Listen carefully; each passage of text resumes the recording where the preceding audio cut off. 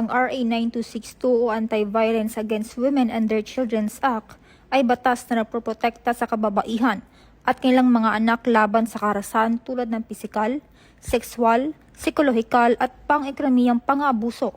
Sa ilalim ng batas, may karapatan ang biktima na humiling ng protection orders, magpakonsulta sa Public Attorney's Office at maghain ng kaso para sa danyos. Ang mga lumabag ay maaaring makulong ng hanggang 20 taon at magbayad ng multa. Kung ikaw o ikakilala mo ay biktima ng kaharasan, huwag mag-atubiling humingi ng tulong. Tandaan, hindi mo kailangang tiisin ang pang-aabuso. May batas na magpoprotekta sa iyo.